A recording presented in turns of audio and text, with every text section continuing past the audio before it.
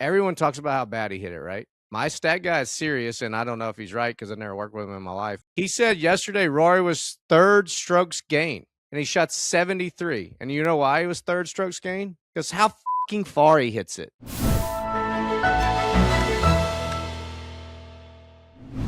Huge show today, obviously. Biggest tournament of the year just wrapped up. It was awesome. We go through the entire thing with Kiz is here. He was on the radio. We talk about all of it, man. Rory, Scotty, big moments, Rose coming up short, the broadcast, what we liked, what we didn't. We get into all of it. Knee-jerk, instant reactions about the Masters. It's all brought to you by Chevy and the Equinox. We love the Equinox. It's your do-it-all SUV. We've been taking this thing all around the country for years now. This year we've been traveling a bunch already. And it's reliable. It's the bow tie. It's the Chevy Equinox, and they allow us to do this, gentlemen. Absolutely, yeah. Just a great week. We made it, and we're through it. It's another one of those time is going too quick moments where, like, we just did a Masters last year, and we're done with the Masters this year. My goodness! And Rory wins both of them. It feels like a blink of an eye. Things are flying. Things are going quick. We go all around this great, beautiful country of the United States of America in our Equinox because it's reliable, it's spacious, it's beautiful. We get oohs and ahs all around the states when we pull up the golf courses in this thing. So thanks again to Chevrolet for being a part of the show and being a part of the brand for so many years. We got the Barstool Classic coming up soon, where Chevrolet is going to be a big part of that as well. So can't wait.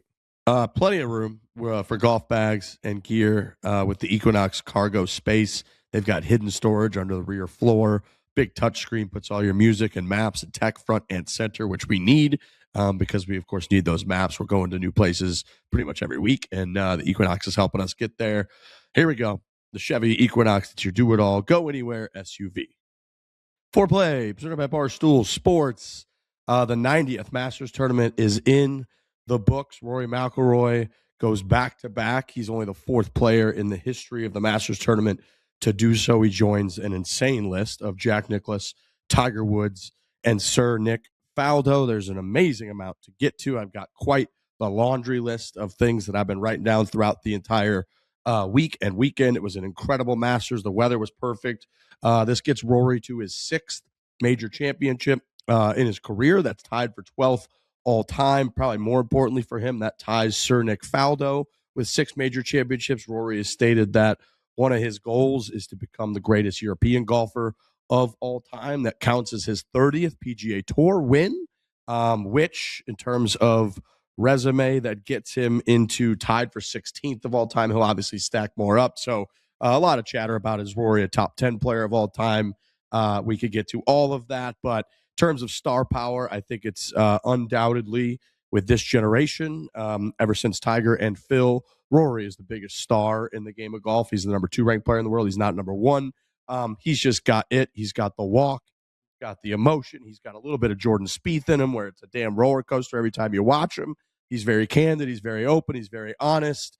Going 11 years without winning a major and then coming out the way he won the Masters last year, and then this year again when he's got the 6-shot lead, then he's got no lead, then he's down by 3, and then it's over, and then he hits a tee shot off the planet. It's just Rory to a tee. But amazing Masters tournament. We've got Kisner here, and we're going to get to all of it. But my quick synopsis is just that tournament's the best thing that we got, gentlemen. It delivers every year.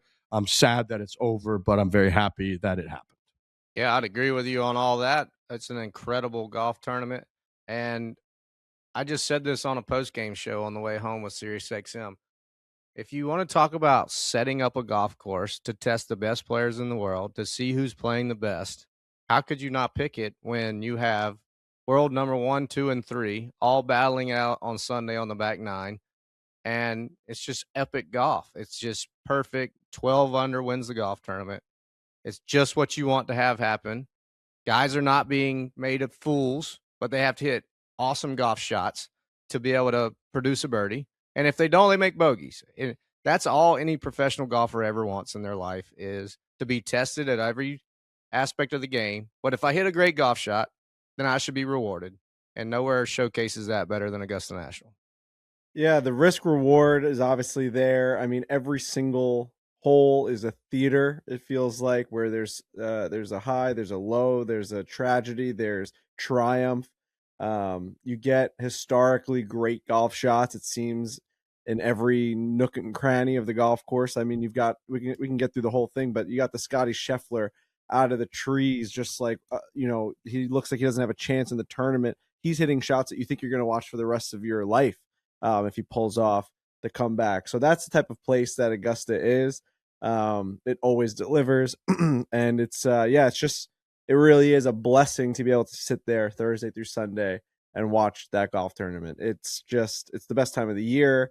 You're with family, you're with friends. The drinks are flowing, the food is coming in. It's just a good time to be alive when the Masters is going on. And when it delivers the way it did today, you really can't ask for much more. And it almost always ends up being close. Like, if you had said on Friday when Rory's up by 6 shots, you're like, well, he ruined the weekend. I mean, it's over. We don't even have to watch the rest of this tournament. And then for him to win at the 12 under number and everybody starts coming to him, people are going backwards. He's going back to 9 under at one point early in the final round. You think, all right, he's done. This is Cam Young's time to win a green jacket. And yeah, I agree with everything you guys are saying. Always delivers. We've watched enough of these now, and myself in particular, where even when it feels like one guy is dominating, it doesn't matter. The tournament's a cliche, but the tournament starts on the back 9 at Augusta National.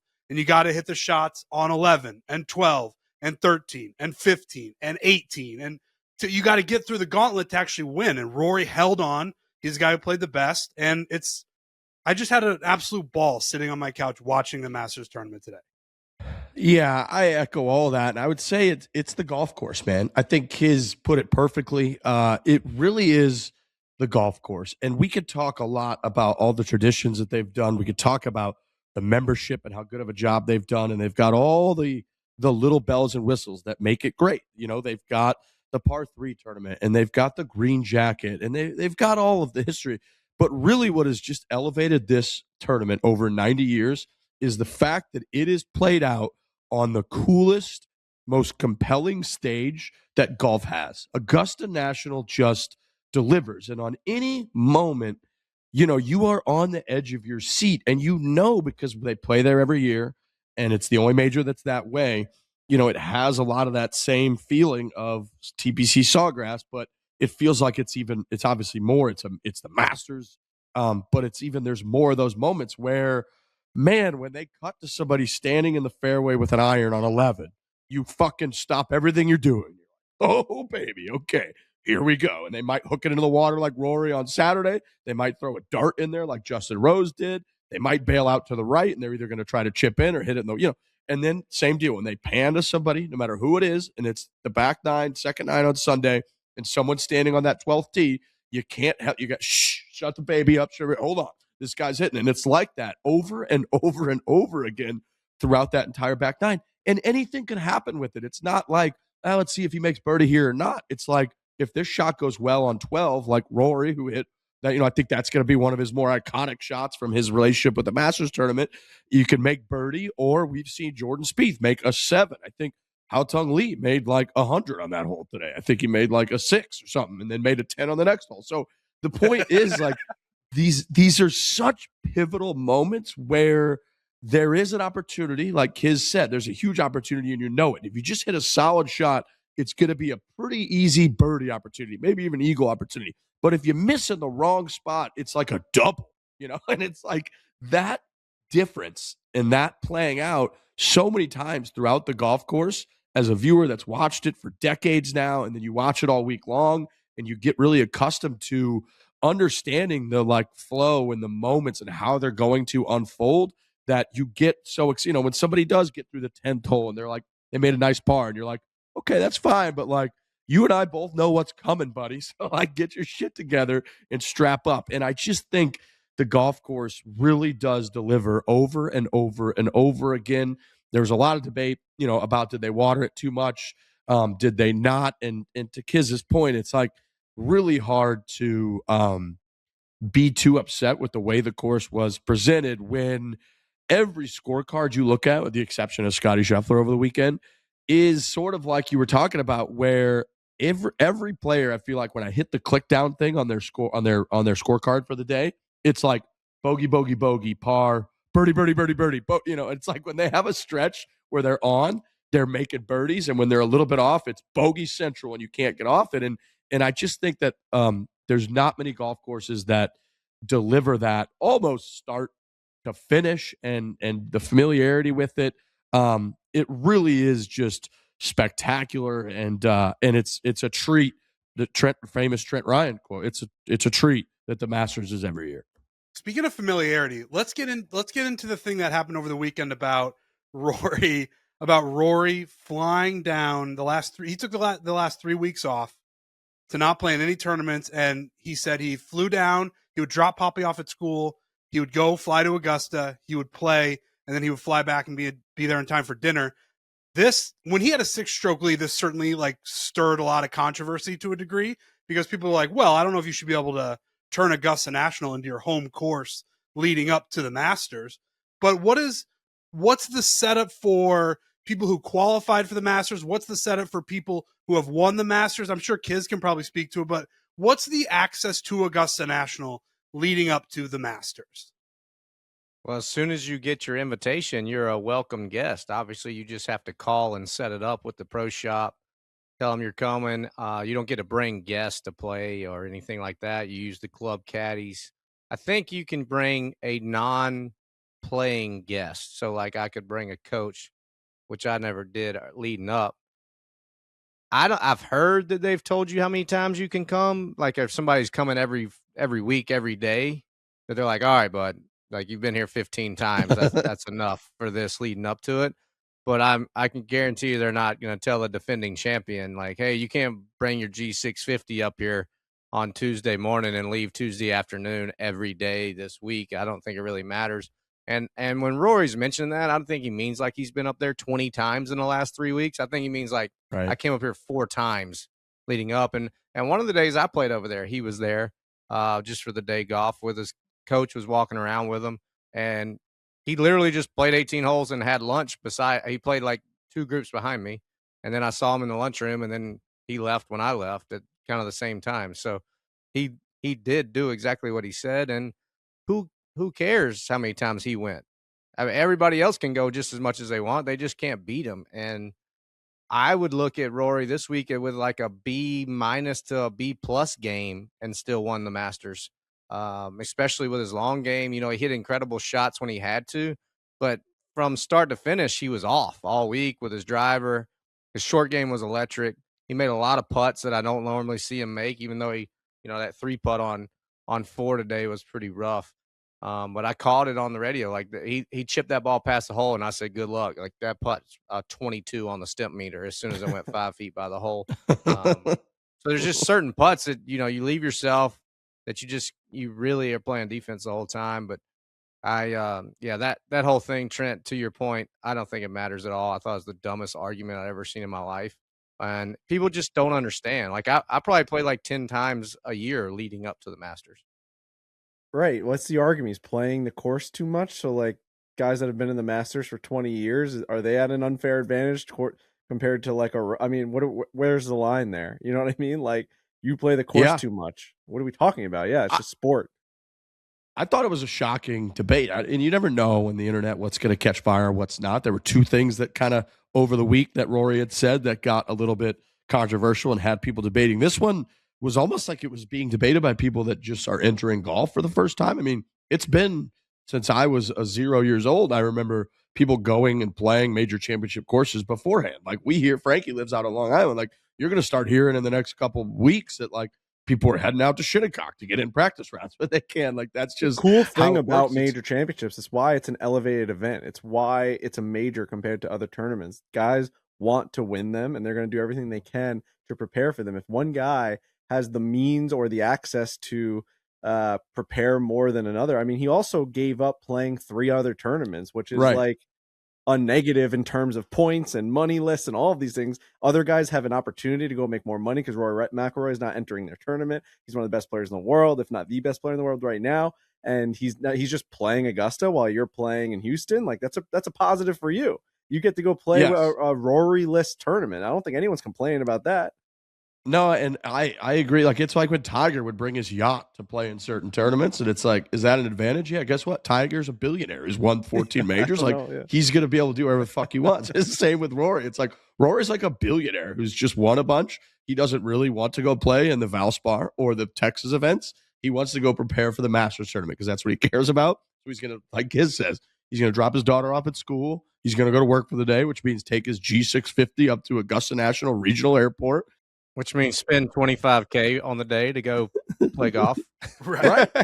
Right. Legit. And then, and then have a nice little lunch next to kids and then fly home and pick up Poppy from school. Be like, that's how I'm getting ready for the Masters. And guess what?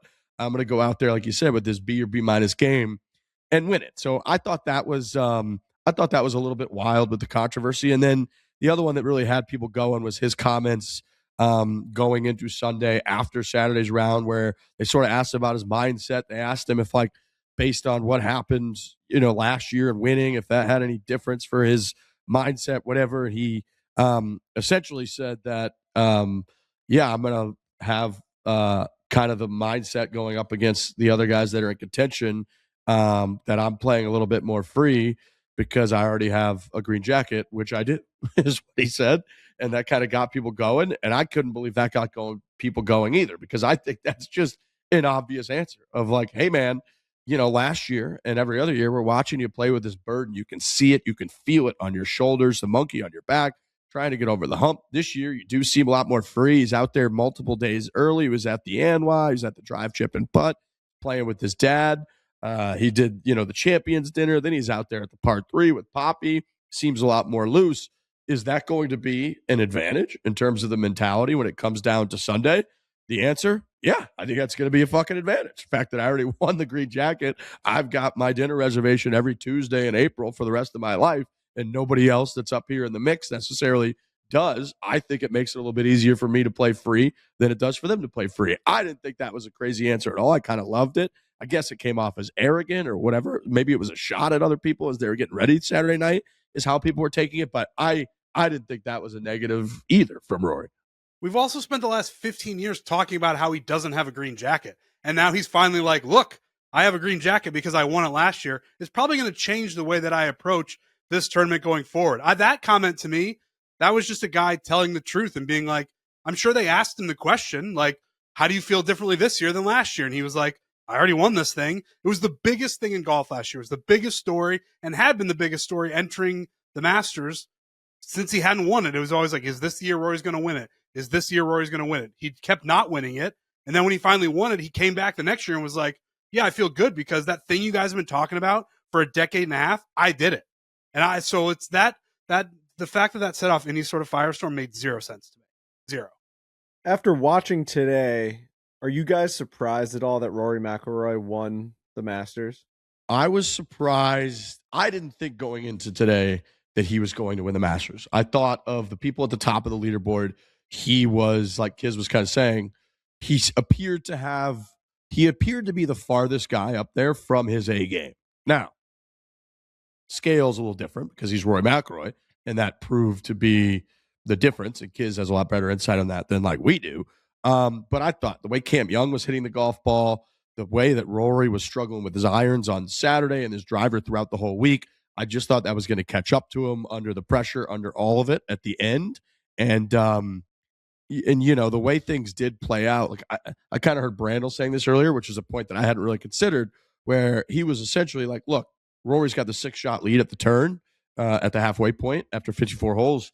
And he's like, going into Saturday, every other player in the field is in the chasing, free golf playing mentality. And Rory's the only real one that is experiencing the hardcore pressure on Saturday of like, okay, it's my golf tournament to lose. And then he said once Saturday went down and the way it went down, he's kind of making the point that like, then on Sunday, everyone was where Rory was. And everyone came back to the place that Rory had to play from, which is like, okay, motherfuckers, now you're all feeling the nerves and the pressure. We're all right here bunched up.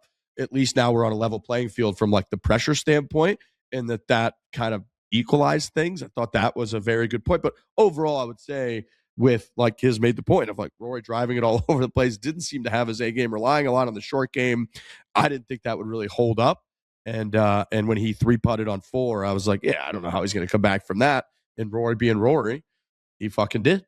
Something about it. Even on 16, I still found myself surprised he was about to win the Masters. Like, it always felt, and I don't know if that's just the fan in me wanting to have drama, but it felt like every hole as the viewer, he was just getting by. And I know that is true in some sense. Scotty was right there, a little wiggler. If that just wiggles in, we have a playoff potentially.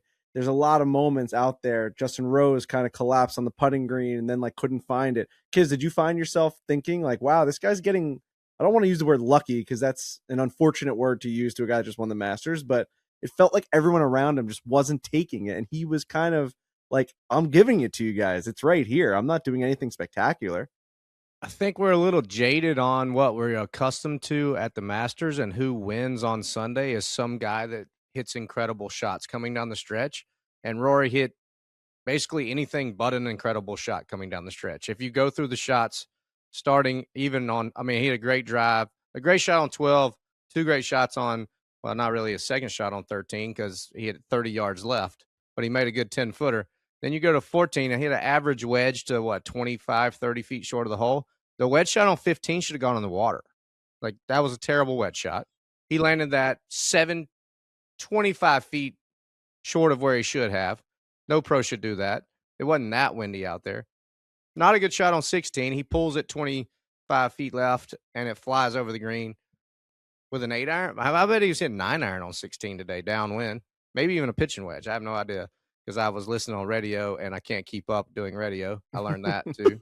You did great, by the way. I listened to you I thought you were great. Listened to you on Saturday. You were fantastic. I texted you, and you gave me a little heart while I was on the radio. It was awesome. Yeah, my head was, just spinning all day. But then 17, he drives it down the middle and then hits it, a wedge short right of the green. I have no idea, again, because we don't know how far he is or what club he's hitting because we don't have anybody out there. And then 18, he slices a driver 80 yards right of the fairway, but he hits it so far that he has an opening, where the rest of us that hit that drive would be chipping around those pines all day long. So I think we're just so accustomed to watching the champion like hit great shots and marvelous shots coming down the stretch. And he didn't hit one that I was like, oh my God, that won the Masters. So the whole time, to your point, frankly, I think I was kind of like, that any moment he could make a bogey. Right. But he kept hitting on like that putt on 16. I don't care that Tiger Woods chipped that ball in from near that area, 20 years ago? Like, that's not easy. I could take a whole bucket and not hit 6 inches. Everybody thinks it's easy because you just hit it up the slope and it comes down. But if you don't hit it on the perfect line on that slope, it just doesn't go to the hole. It goes 10 feet on either side of the hole. And then on 17, it's the basic chip up the hill. But to win the Masters, who chips it to a foot? I mean, he just chipped it to where he didn't even hardly have to make it. And I was impressed with the short game coming down the stretch. If he doesn't get those two up and down, he's tied standing on 18T, slices that ball 80 yards right or maybe one up.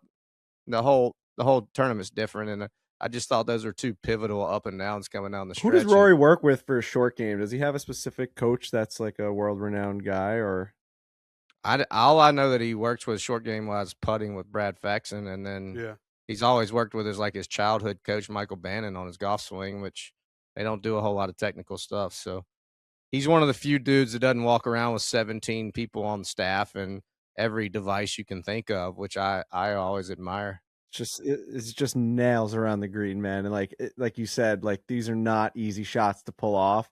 And he has had his history of not being able to pull them off because of the mental side of it. But my God, when he is free and he is loose and he is in control of his focus and his nerves, sure, the shots are going to get away from him because the guy's swinging for the fences all the time and he's going to put himself in some bad situations. But his recovery and his ability to make those up and downs you doubt him. You're like, he's standing over some of those chips, tight lies, short-sided pins. 17's a perfect example. You're like, there's no way he's going to get this up and down. And then he makes it look like it's crazy that he misses.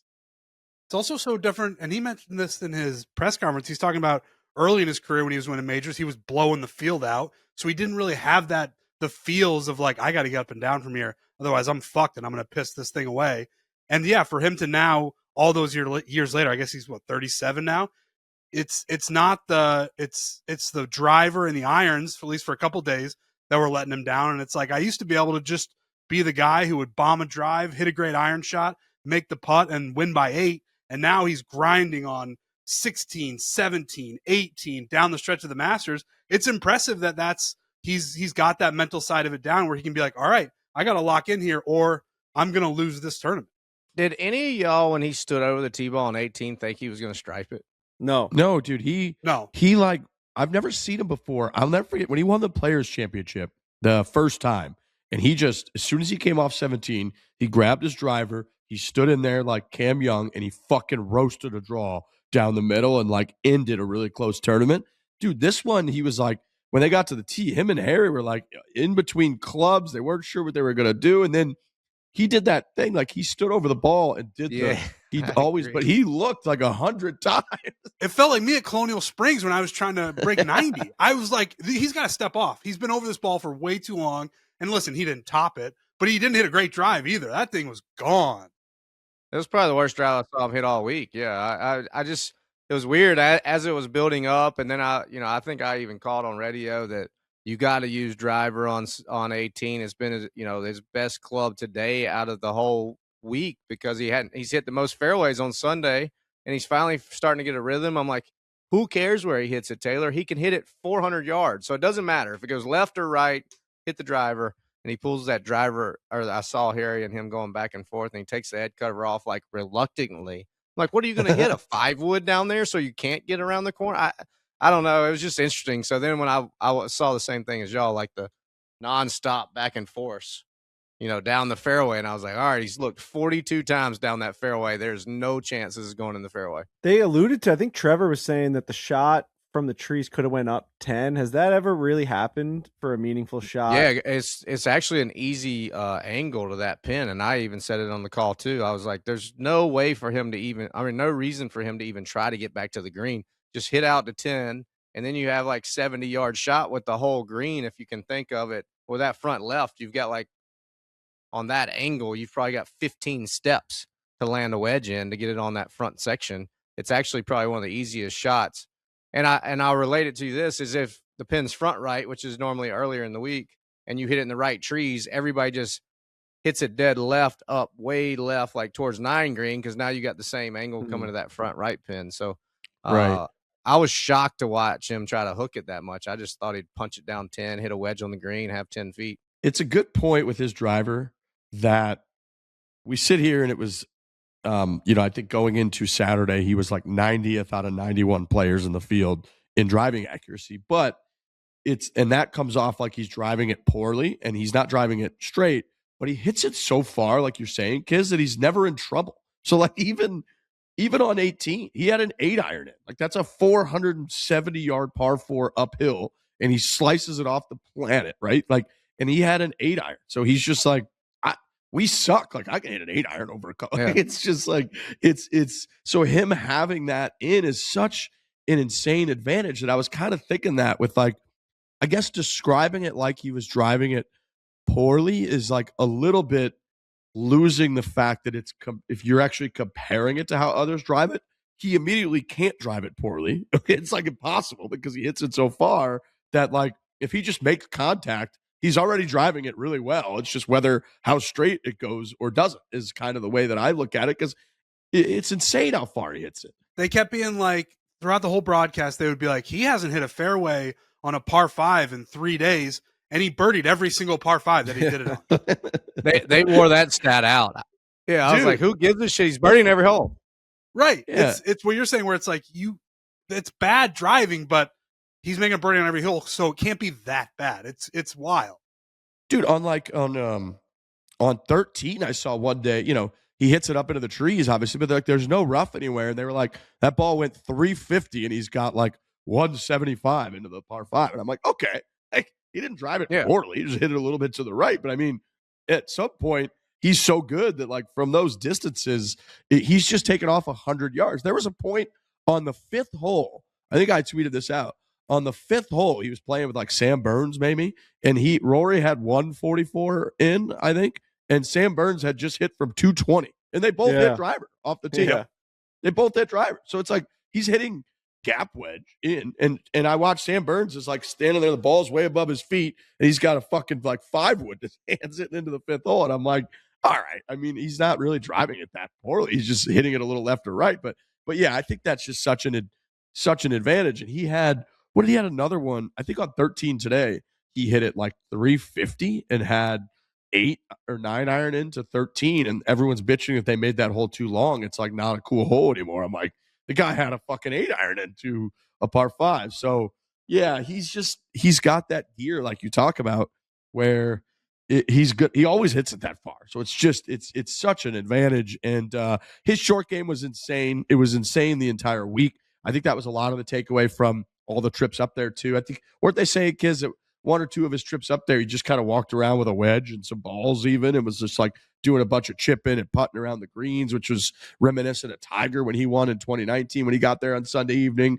He just went around and chipped and putted. And I thought that was very evident that, that place, you did such a good job last week of talking about it when it could be firm. And like even the chips that like usually you can nip in there to 2 or 3 feet and it's a kick in, going to 5, 6, 7 feet at Augusta are now putts that like most people are going to miss them a lot, it feels like, at Augusta.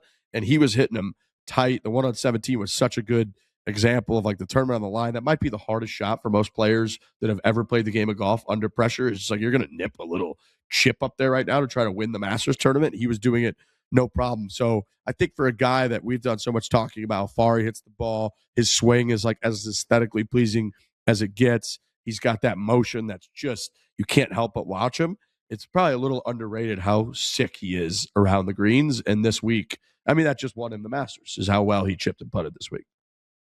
Yeah, I thought it was to your point, a few points to that is he said that he's spent so much time there and he's hit so many short game shots that even though he was driving it so poorly, he knew the angles that he could get to where he's gotten the ball up and down to these hole locations before because he's practiced the shot so much.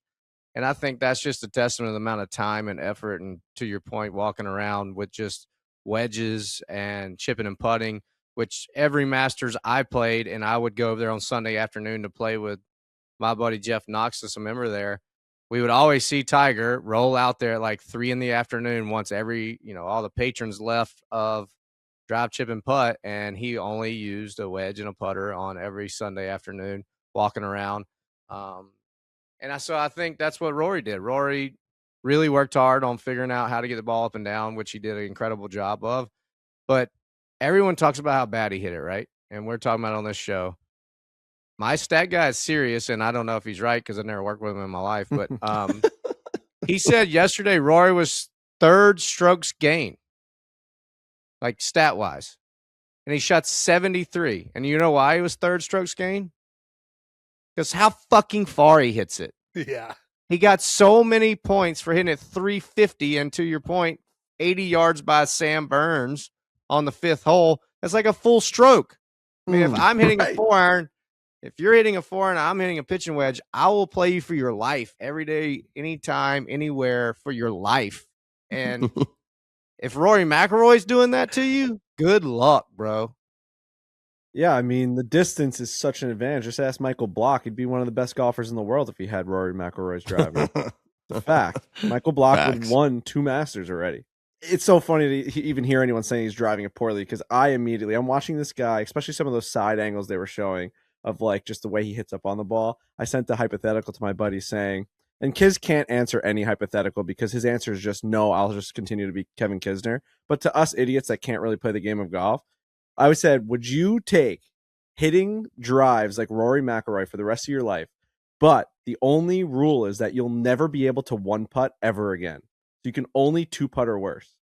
So you'll never get that satisfaction of ever making a putt, which is like a massively fun part of the game, is getting up there, draining a putt, making a birdie. Like, but you're going to step up to every event, every course you'll ever play, and you're going to hit the ball like Rory McIlroy. Like, it's gonna send shivers down people's spines. You're just not gonna make many birdies. You're gonna make a ton of pars. No, I mean, you're talking to a guy in me who hits towering draws now, so I don't think I would take that deal. Dude, it's worth the debate, man, because it's like it's what would you have more fun doing, right? And it's both opposite sides of the spectrum. We are horrible golfers, but we have that chance to roll the rock, man. There's always that chance to make that damn putt. I don't think I would do it. It would be too frustrating. Yeah. I just think that it just reverses the enjoyment level of it, right? Like every hole, you start out so jacked up, and then you end up pissed on every hole. And that would just suck.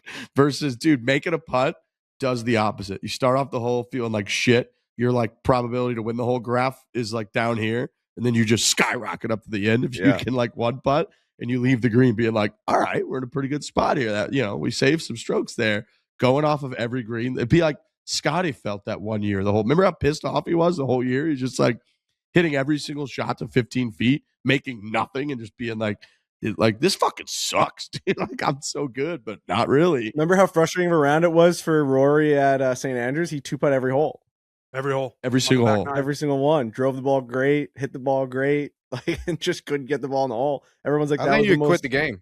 If you had to two-putt every hole, I think you'd probably just not go play anymore, no matter how good you hit it. You're just like, well, that sucks. You know, I never got the pure joy of drilling that 12-footer. I just pick my ball up and walk over to the next tee and hit it 350 down the middle. And I hit it 12 feet, man, another par. Like, I'm just not going to do that anymore. You also you also fired a dart in there to 3 feet. You fucking two-jacked it. Everyone knows you're gonna miss. Yeah. Everyone's like, he can't. He just, you chip one to 17 inches. Like, oh wait. Everyone's like, that's good. And one buddy puts his hand on the guy's chest, like, hold on. No, you gotta watch this. This ain't going. This guy's actually not allowed to make it, so there's no way it goes in. He's gonna miss it. Watch this shit. I guarantee he misses it. Incredibly impressive from Rory. I'm sure there'll be a lot more to talk about with him in terms of what's next. You know, he's won pretty much everything in the game. He's won 2 away Ryder Cups. He's got, like I mentioned, 6 majors. He's only the 6th player to ever win the Grand Slam, the back-to-back. He's only one of 4 people to ever do that. The only thing really kind of left, I know Olympic gold medal is something that he has mentioned. And then venues. That's the only other thing I would say. I think you kind of start getting into the nuance of like winning when you're at Rory's level, which I would say winning an Open Championship at St. Andrews, winning a U.S. Open at Pebble Beach. I think there's like a little bit of an elevated feel and gravitas to those types of things. So winning at Royal Portrush, whenever they go back there, I know he'll be a little bit older, but those are the only kind of things on my list for him to still kind of check off. But overall, very, very cool, I think, to see. You know, we've talked a lot on the show about feeling like you're witnessing greatness. You know, none of us were like Patriots fans or Tom Brady fans, but it started to get to a point where you're sort of watching Tom Brady in the second half of his career being like, okay, I'm watching someone go for the greatest quarterbacking resume in the history of the biggest sport in America. That's just like cool to see. And I feel that a little bit now with Rory, where it's like his assault on stacking up major championships and climbing the ranks of the greatest players of all time. You're kind of witnessing it in these these last 2 years of the Masters, and I just think that's very cool to see.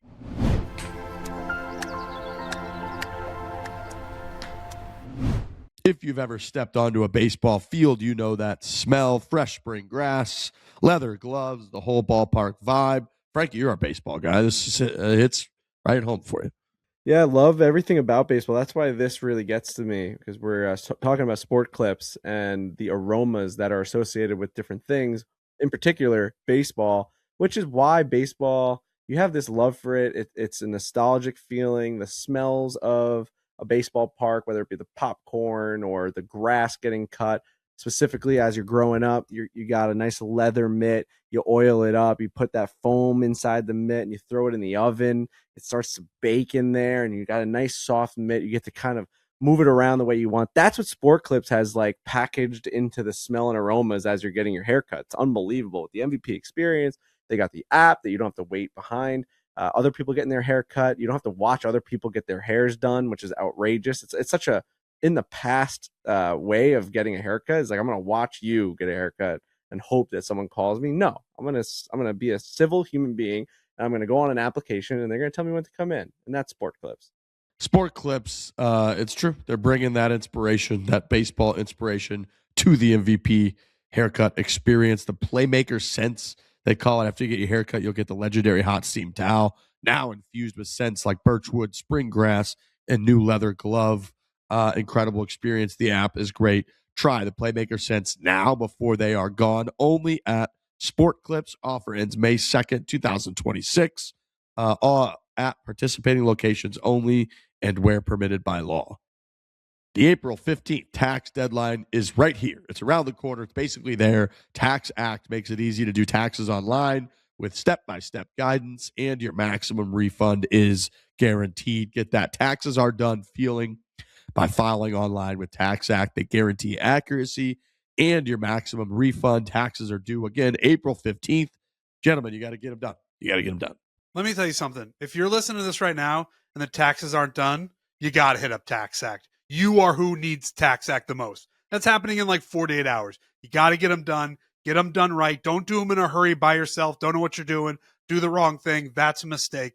Use Tax Act. Use the experts. Get them done and have that weight lifted off your shoulders. Trust me, you'll feel way better about it. Way better, man. Tax Act. Let's get that feeling, that taxes are done feeling. Tax Act is here to help you finish taxes ahead of the deadline. Get your maximum refund guaranteed. They make filing online easy. If you need help from a credentialed expert, just add Expert Assist. If you get stuck on a step or need help, add Expert Assist and get unlimited help from a credentialed U.S.-based tax expert. Tax Act, let's get them over with. DraftKings Sportsbook, America's top sportsbook for live betting, has action from the first tee shot to the final putt, so you can react in real time as the pressure builds and the board keeps moving. Look, I love DraftKings Sportsbook. It's been so much fun. They're live in Missouri. I was home in Missouri, St. Louis, all weekend long for the Masters tournament, which allowed me to place live wagers. I had a great one. I was scouring the board. My buddies wanted me to try and pick one. It was my turn going into Saturday. I said I'm going to take Patrick Reed and Justin Rose to finish 3 under combined. It came down to the wire. I believe Justin Rose shot 3 under on the number. Patrick Reed bogeyed the last hole to shoot even par, and that bet hit. But the live betting aspect, you get to see how the tournament's unfolding and then kind of place wagers based upon that. It's just a great way to watch golf. Yeah, it was a great week down in Augusta. Obviously, we had a lot of different action going, whether it be winners or like outright winners, winners of rounds, winners of matchups. So yeah, it was definitely a fun week with DraftKings. A lot of different things that we were able to do. And now you've got baseball season, you've got hockey playoffs, you've got NBA playoffs. It just never ends. And this is where you just want to be a part of the action because there's going to be a lot of big games coming up. Got to be a part of the action. New sportsbook customers, by the way, you bet $5, and if your bet wins, boom, you will get $300 in bonus bets instantly. DraftKings also now with golf, they've added the same game parlay feature. You can combine finishing positions with same round player props all in one bet. More ways to build your card, more ways to play the moments that matter. Download the DraftKings Sportsbook app now. Use the code FORE, F-O-R-E. That is code FORE. And you can turn $5 into $300 in bonus bets if your bet wins. In partnership with DraftKings, the crown is yours.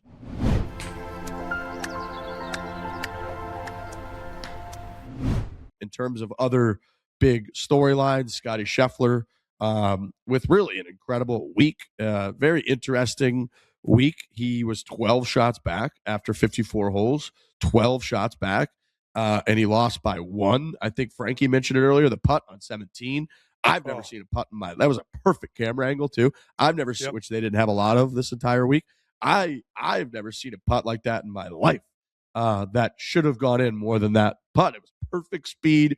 It was like dribbling down the left. You could even see it wiggling left to right where you're like, okay, this is moving towards the hole. It's perfect speed. It's going to catch the left side. And then somehow stayed out of the hole. I don't know how that was possible. And Scotty ends up missing out in the playoff by 1. I still think that putt's going in, to be honest with you. I want to go back to your camera angle point whenever you're ready. So y'all go ahead and talk about the putt. I wasn't able to see that putt because I can't see shit in the booth I was in. But I mean, the broadcast was all over the place. Obviously, it's a legendary booth. You got Jim Nantz in there. We love Trevor Immelman, one of our guys. I tweeted out like the director. I'm sure he's a legend as well over there at CBS, but he just had a bad day. Like, I mean, people have bad days, man. It was a bad day, dude. Like, there were so many times they were doing these weird, like, we're at Augusta National. It's the Masters. We want to see the holes. We've been talking. We want to see all the holes that we could possibly see. I don't care about these like alternate angles of these guys' swings, like whether it be from like the edge corner of the tee box looking back at the player swinging over the camera. Like, dude, give me a beautiful high behind the golfer, out with a tracer so I can see exactly the type of line he took. I want to see exactly the type of ball flight because it's the Masters and I know every single hole and I know every single landing spot and I know exactly what a good shot is and what a bad shot is. That's what we as the viewer are yearning for. So they did a lot of weird things. I mean, the 18th hole was a debacle. Both approach shots, like you couldn't see where they landed. No one knew what was going on. Like that's the biggest moment of the Masters. And then on Rory's bunker shot, they went with like a bunker cam. I mean, how are you not it was showing facing us the wrong direction? the aerial view of him on the 18th green? We finally made it. How are we not seeing anything? We have no context to where the pin is. Is it short-sided to where he was? Was it on the? I had no idea. I mean, obviously we know because we know the pin locations, but like, God, we just had a bad day out there. I also don't think we saw him tap in for the win. Like they had his back, but you couldn't see the hole. I could be wrong about that. Dude, he was like, you're right. Obviously he was going to make that putt and you knew that. You never but see the when ball he go in the tapped hole. in the first time, you couldn't see the ball go in the hole. And I was like, I mean, I know he's not going to miss that, but that's a putt I would like to see go in. I agree. I still don't think I've seen it go in either. Yeah, there were, and look, the broadcast overall is spectacular. They do. I was tweeting out early on that the fact that they had the cameras placed in the new player experience area, and then they were doing it for everybody where they would walk through that hallway and you'd see what kind of like bottle of water they had or sports drink, something in their hand, and then they would walk outside and they would switch cameras to a camera hidden in the flowers that was taking a video of them walking through that little garden. Was awesome, and it got me so hyped up for the tee time. So there's a lot that they do right. Boy, was there a lot that they just missed on, like you're talking about, Frankie. It was just a miss. The Sam Burns double on 2 was stunning, where it was like they cut to him. They cut to him, and they're like, this is his 4th shot, and he's from like 180 out. You're like, what the fuck do you mean it's his 4th shot? He's leading the golf tournament. He had just tied for the lead in the golf tournament. He made that long birdie putt on 1. So he's leading the tournament, and they're like, this is his 4th shot from 180 on par 5. I was like, how is that possible? So airmails the green. They didn't even show the chip, and then they just show him missing his. They're like, oh, that's a double. You're like, what do you? Okay, so the double is 7 shots. I saw 1. Where the fuck are the other 6? So that part was insane, and you're just kind of like, how's this happening? And then I had other people that were following the app that were like, what a birdie from Scotty on 3. And the coverage didn't show the birdie from Scotty on 3 until 6 minutes later, maybe, that they showed it. So they were super delayed on that part of it. So all of it's happening, and you're like, there's no commercials. They didn't even do commercials. So I don't know how they were wasting the time.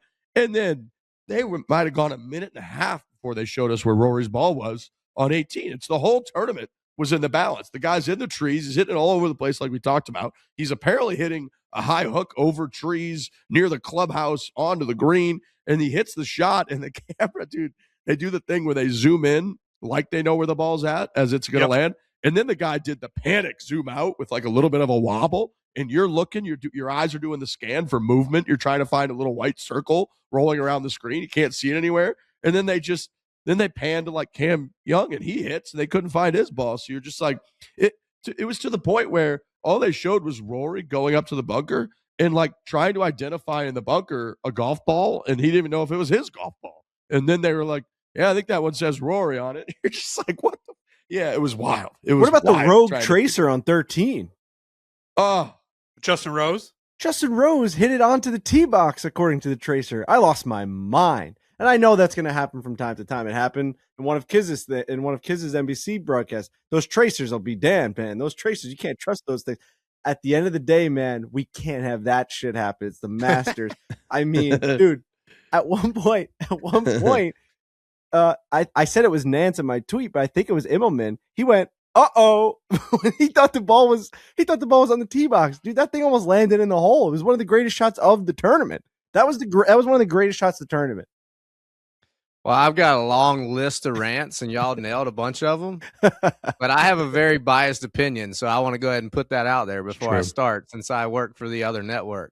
Yeah, it's a tough spot. Running SiriusXM off of – I've never done radio in my life until yesterday at 3 o'clock, literally. Never even wore a headset in there. And I was so fucking confused the entire time by trying to keep up with the behind-the-scenes CBS feed. They're literally showing shit that I knew happened 10 minutes ago all day long. It was so bad that I, in fact, text Colt Nose during the show and said, do y'all ever show a live shot? I'm better off following the fucking app than following your feed.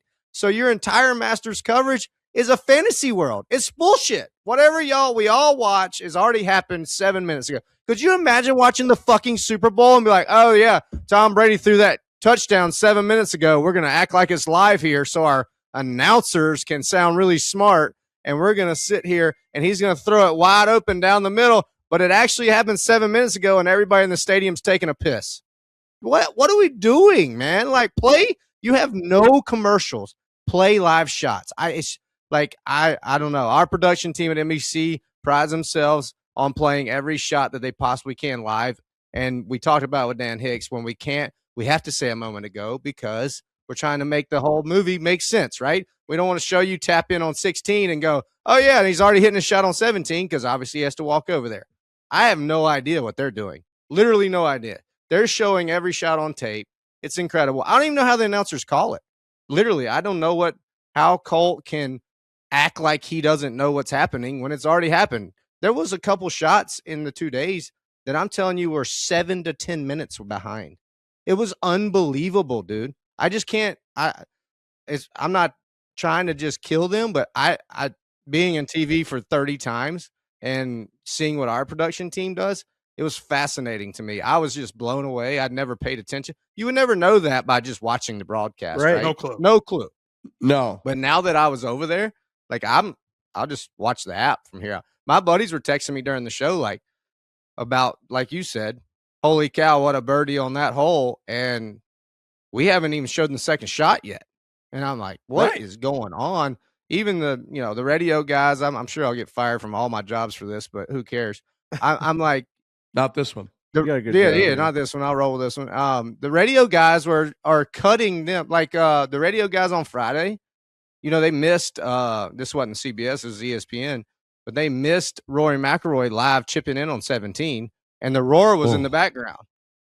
But SiriusXM, so SiriusXM can cut to another camera and show it, and they caught it live, and they came back to Rory McIlroy chipping in 4 or 5 minutes later, and supposedly I didn't catch it live, but Scott Van Pelt was like kind of like coughing through it, like, oh, this has already happened 5 minutes ago. Why are we showing it now? Why didn't we get to it live? I don't know. The whole thing was, I learned so much by doing the radio. It was a fascinating experience to see how far behind most of the world is watching the Masters. And when you're set up to show probably the ultimate golf tournament in our business, like I think you're doing an injustice to the viewer by not doing whatever it takes. I know there's certain things that you have to get to, right? Like teeing off. And if Sam Burns hit it left on 2, but we got to show Rory McIlroy teeing off, I get it. Don't go to him 4 minutes later. Like, the whole world knows, the app shows he's already hit it 330 down the right side. It's ridiculous that we can't get better than that. I was just blown away by the whole thing, and I think that they can really improve on getting to things sooner.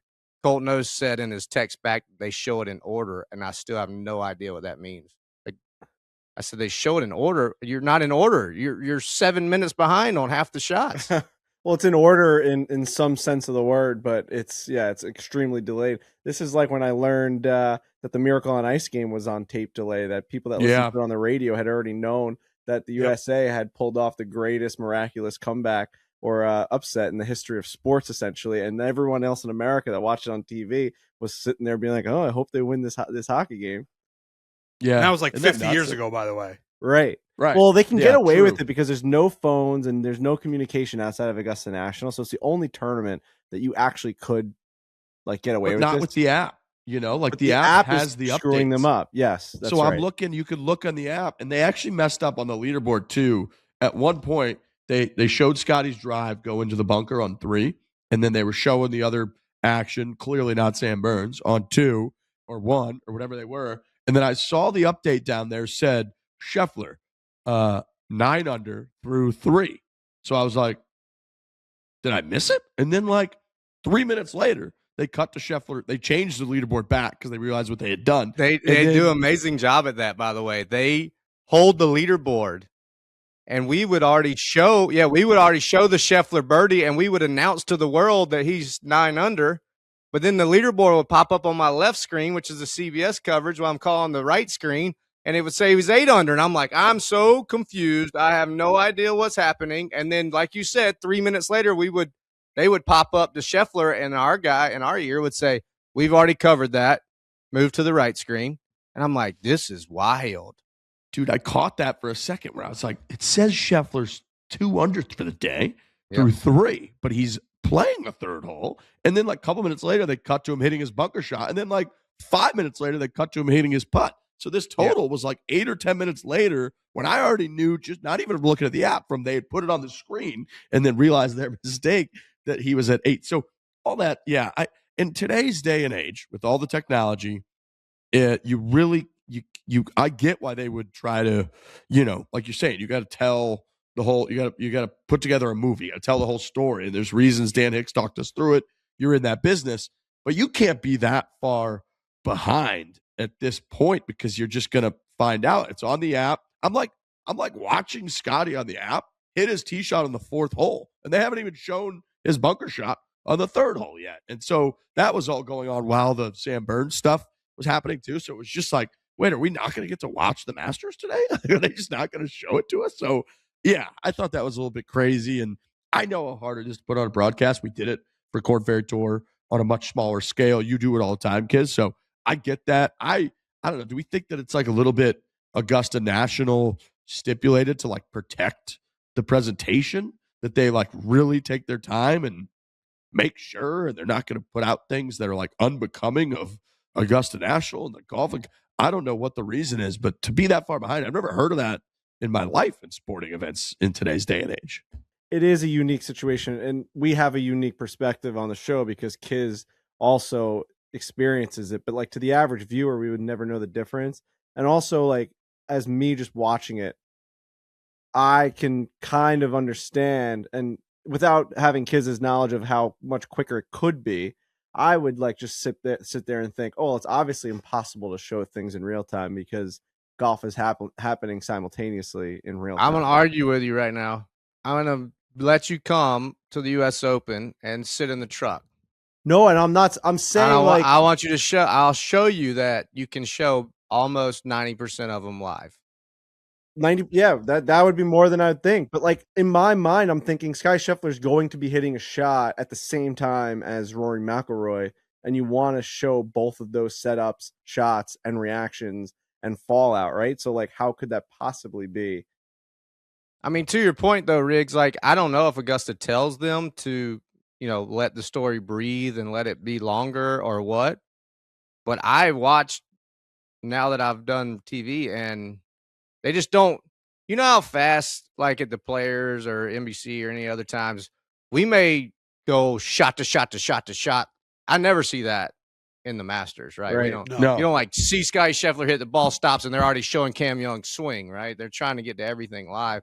And I think I don't know if it's a Augusta National thing or just a CBS philosophy, but I was fascinated by not moving around trying to catch more people live when my whole life on the TV side is all I hear in my ear is like, we got to go, hurry up, quick, Right. kids, shut up, kids, we got to get the Riggs hitting, we got to get the Trey hitting. All right, if you don't shut up, kids, we're gonna miss Frankie.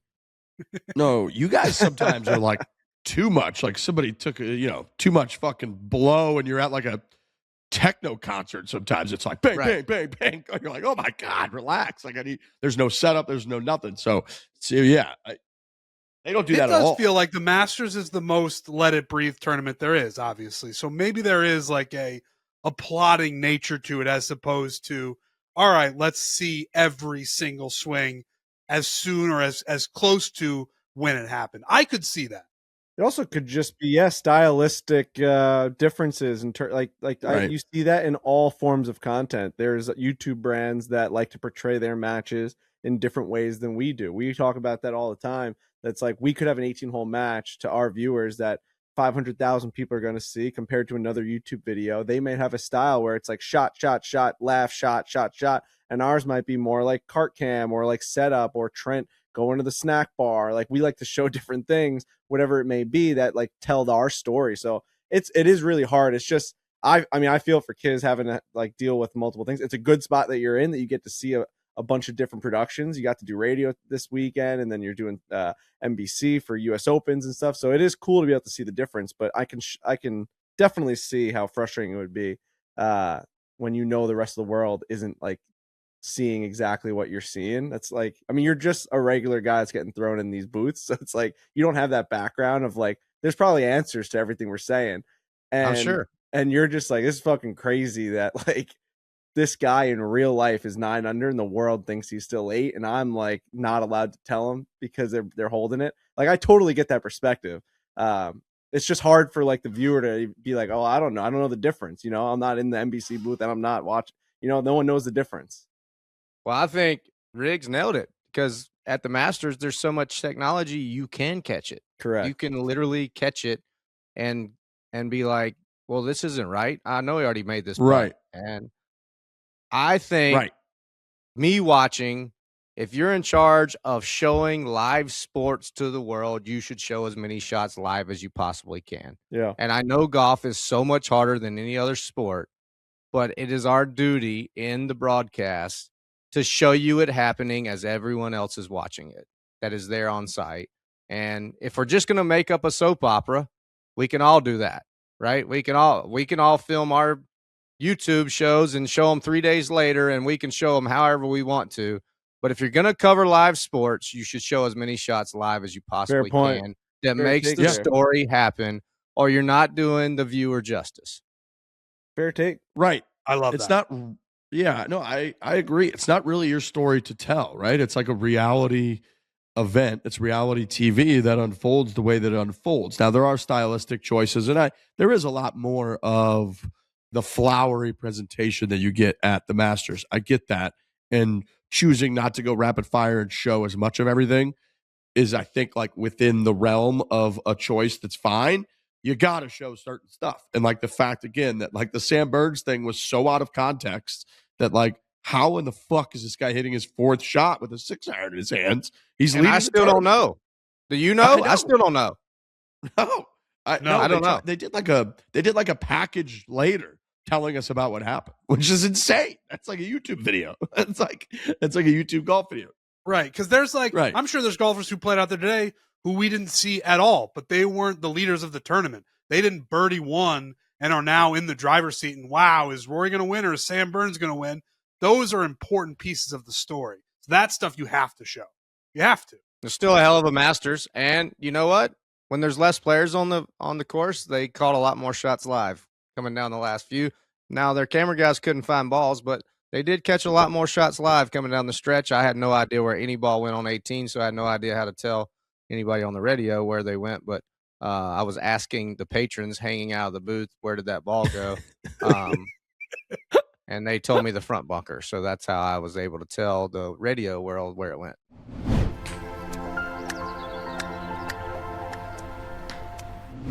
The Fore Play crew, we are making our games accountable to you this year because we're tracking our rounds on an app called The Grit. And you can follow our profiles inside that app. I've already noticed when I post on there, you can see how many people are viewing what you've posted immediately. I'm doing hole by hole that I post in there. People are looking, checking it out. You can comment, react to it. And then the GPS is awesome. People are going to see actually a hater match coming out this week on Wednesday. Played a course, Stillwater, down in the Jacksonville, Ponte Vedra Beach area. Had never played this place before, never been there. It was blowing like 30 miles an hour, water all over the place. It was phenomenal having the GPS, phenomenal. Just especially in a big match, you want to win. You want to hit good shots. You want to kind of navigate your way around. It was tricky. It's got the green reading, too. It's got like the heat map of the green. We're using this in the Ludwig match, which people can watch the footage of. But the GPS part of it's awesome. It's a go-to incredible golf app, the Grit is, for your golf game. How reliable is that heat map for like actually putting and knowing where the green is going? Dude, it's great. And people are going to see in the match that I had this Stillwater golf course is a little bit linksy. So there's quite a few approach shots that we hit into greens that were basically blind. Like there'd be a raised bunker face short of the green, and you're out there and you can't see the greens. You have no idea. And there was one really cool shot I hit where I could see where the pin was, and if I landed it left of the pin, it would funnel over towards the hole, but I couldn't see the pin. I couldn't see the green really at all. I could just barely see the top of the pin. And I pulled up the heat map. I was like, dude, I think I need to hit this left. I landed at like 20 feet left of it, got up there, and it was like 5 feet from the pin because it had taken the slope. So it was super cool. Super cool. So the app's great. Serious golfers are on the grid. It's got something for everybody. The GPS is incredible. Tracking your scores is great. It shows you all your stats. So like I really do try to take the time instead of just posting at 82 to go through, and on each hole you could pick what score did you make, how many putts did you take, fairway, did you miss it left, right, short, long, what happened, and then it gives you all the stats breakdown afterwards. So you get a good feel for where your game's at. So the Grint app's awesome. Make sure you download the Grint and follow myself, Trent, and Frankie. Again, follow Riggs, follow Trent, follow Frankie. Make sure you go download the Grint app today. Ordering lottery tickets has never been easier thanks to our partners at Jackpocket. Whether you like to order Powerball, Mega Millions, scratch-off tickets, you can order them all on the Jackpocket lottery app. Jackpocket makes ordering tickets quick, simple, and secure. Here's the best part. If you're new to Jackpocket, they've got a special offer just for you golf fans. Look, lottery tickets are just great. They're fun. Everybody knows that. Here's the special offer. If you download the Jackpocket app, sign up using code GOLF2, GOLF2, GOLF2, and new customers who deposit $5 will get $10 in lottery credits instantly. Again, deposit $5, get $10 in lottery credits instantly. All you got to do, deposit $5 on Jackpocket. Make sure you use that code as GOLF2. Jackpocket, America's #1 lottery app.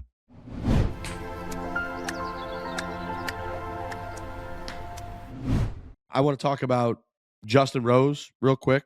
45, 46 years old at this point. He's now got 5 top 5 finishes in the Masters tournament. He ended up finishing tied for third. He led on the back 9 at one point, and then very unlike last year, and he looked more gutted, significantly more gutted this year than he did last year, and he kind of talked about this. Credit to Justin Rose. He always gets up there and does these pressers. I feel like he's had just an underrated amount of heartbreak out there in a lot of these events. He's got, a U.S. Open title, but how many times he's come up short is just brutal. And he's always standing up there, classy, just kind of answering all the questions. He did a great job up there. And he was saying, last year when you lose in a playoff, he's like, that kind of feels like a flip of a coin. I hit great shots in the playoff. I just didn't get it done. This year, it felt like he kind of choked, and he kind of knew that he choked. He makes the bogey on 11. He chunked a chip on 12. He 3-putted after striping it right over the flag stick and having an eagle putt on 13. And then he missed that short putt on 17. So it was kind of heartbreaking. Look, we usually root for like American players, and so I'm not going to sit here and say like I'm always the biggest Justin Rose fan, but we talked about it going into the show, that he does seem like classy guy. He's been an absolute problem for us in Ryder Cups. He's always making everything under the sun when it comes to Ryder Cups, and seeing somebody come up or just so close and coming up a little short in so many Masters tournaments. This is kind of the 5th one really, where he's been top 5. He's finished runner-up a couple times, 3 different times. This one, he had the lead and didn't get it done. It's just like, if you just get it done one of those times and then the other 4, you just miss the cut, I think he would take that, because then you get the green jacket, you get to go to the Champions Dinner forever. And instead, it's like, if Justin Rose has a bad year, 2 years on PGA Tour, he's like just never playing in the Masters tournament again, unless he wins one of these things. So that part like rips my heart out for him. But phenomenal performance from Justin Rose. And yet again, he came up just short, gents.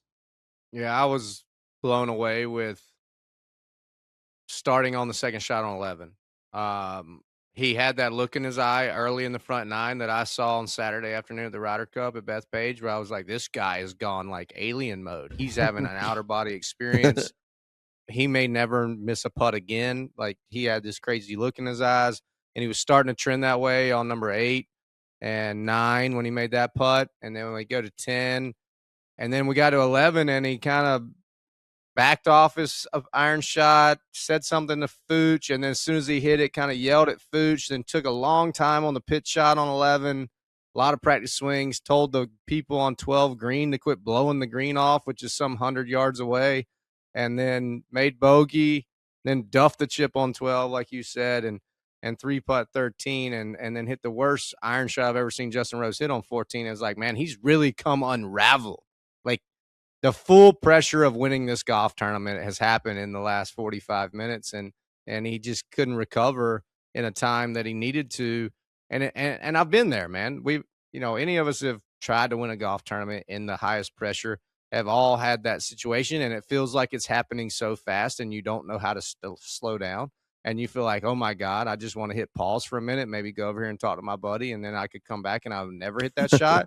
But you can't do that. You can't. You just got to keep going. And he's at the Masters and the biggest stage. So it was weird. I really thought when he made the putt on 9 and was rolling, I was thinking, man, he's going to win the golf tournament. And 40 minutes later, I was like, well, Rory McIlroy's winning. This is easy. We can just call this and be good. It was interesting to watch because prior to the Masters, Grant Horvat had put out a match between him and Justin Rose where Grant got a hole-in-one. It's a whole big thing on YouTube, kids taking over the world. But in that video, I saw a clip of Justin Rose, like, kind of talks about that thing he does where he searches for that, like, he really digs deep, and he was doing a lot of that out there today, where he was kind of like trying to find that spot. And I know he's always done that. It was interesting to hear him say, like, what do you call that? Is it just like a push draw? Is that what he's looking for? Like, he wants to really get low and then come up and throw his arms at it and kind of get it to go high to the right and come back to the left. And it's like it's something that he felt like in that Grant video. He says, I've been searching for it. And to hear him say that, like, he hasn't, because I've been okay. Like, I've been searching for that. That being in the back of your mind under those, conditions and elements, I could see that kind of unraveling pretty quickly, right? To hear, like, I just don't think you would have heard a Rory McIlroy or someone that is, in tip-top form kind of saying, like, they're searching for something. I know he's very candid and he's going to talk through pretty much anything, Justin Rose, but it was interesting because I thought of that going into the week, and then watching him kind of struggle, and he was flailing out a lot to the right and nothing was coming back. Yeah, it was interesting, and I was rooting for him, man. I really was. I wasn't rooting against anyone. I actually liked everyone in the field that had a chance up there. I was really rooting hard for Shane Lowry. Rooting for some good golf. Collapsed. Like, I don't know what the fuck happened with Shane Lowry out there, but did you do the same thing last year? I think you shot like 80 last year in the final round. Yeah, and 80 is just a brutal day. I mean, it's just not good because, like, Haotong Lee also shot an 80, but he made a 30, like you said, on one of those fucking bushes. He's still up in the trees on 13. That 13 you did that on, that's a disaster. Yeah. Poor Scotty's out there trying to play that hole. Yeah, it's the whole reason Scotty didn't win is he had to watch Haotong play 13 for 2 hours and 12 minutes. I made a 10. What did he make, a 10? That's what I feel like when I play with y'all. Like, if we had to play all of y'all's balls out, that's like me watching Scotty watching Haotong Lee. I'm like, all right, are we ever going to get done with this hole? Yeah, and you feel for Justin Rose. You definitely do. He's such an accomplished player. Something like this would really be just, the icing on the cake. And he's just, it seems like as each year passes, his best chance is like behind him. You know what I mean? It's like, I know, dude, how many more times are you going to get here? It's like me with my damn Islanders. Like, how many more times are we going to get a rookie of the year? And then, like, you got to do it all over again. Like, Justin Rose has to be healthy, hitting the guy hits bombs, by the way. Justin Rose can move the fucking golf ball. Like, crushes. The guys are 20 years younger than him, and he is flying it by where they're rolling it. Kiz, does he do a pretty hardcore, regimented work on his body and his health and everything? Everybody talks about that trailer he drags around with all the stuff in it, and I've seen the video, but you know how many times I've seen that and him go into it? Zero. So I don't know. I mean, I'm not saying he doesn't, and I'm not saying he doesn't drag that around and have it as house or hotel, but I've never once heard Justin Rose be like, I got to go back to my trailer to do my infrared sauna and my jacuzzi and my cold tub. Or, I mean, obviously he works hard on his body. He's always in the gym and he's in the PT room, but I've never been like, oh, yeah, there's Rosie's trailer. Let's go watch him do his 4-hour recovery out there in the parking lot so he can beat my ass still. I'm not really sure. I've seen that video, but I'm sneaky calling bullshit on it. Somebody mentioned Shane Lowry earlier. We got to talk about him continuing to stack up the best hole-in-one resume probably in the history of golf.